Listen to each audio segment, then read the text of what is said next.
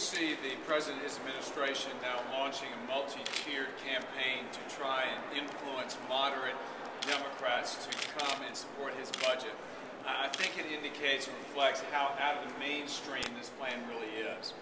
We as Republicans in the minority view it as our role to try and work with the moderates on the other side of the aisle to bring this president and this budget plan back to the center so that we can forge bipartisan solutions to try and get this economy back on track and try and create jobs.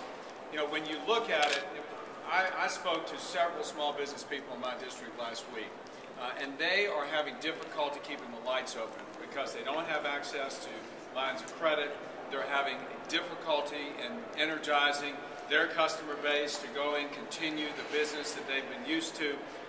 They really don't understand why it is that this budget strikes right at the heart of the job creators in this country, which is the small business people. Why are we taxing job creators in an environment like this?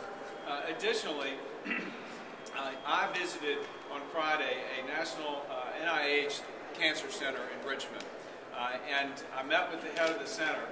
And his question to me was, why in the world in these tough economic times are we making it more difficult for charities like that try and come up with cures to cancer?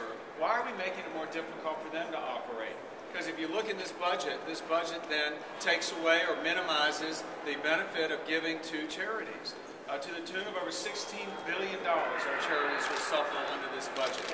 And if you look at the energy tax, that's a tax on all of us. As the leader just said, the tax on every single American, if you pay an electric bill, pay a gas bill, or buy anything in this country manufactured here, you're going to pay an energy tax to the tune of about $800 per man, woman, and child.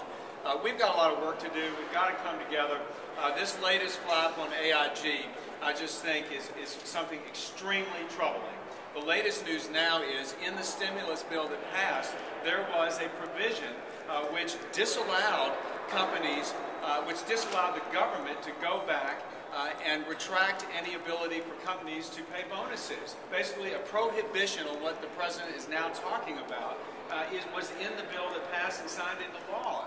Again, what's going on in this administration? It seems like they're an administration in disarray, and that's why we've always had a real concern, whether it's a stimulus bill, whether it was the spending bills, or the omnibus, or the bailout. We have a concern of continued government intrusion into the markets with a real lack of accountability to protect the taxpayers.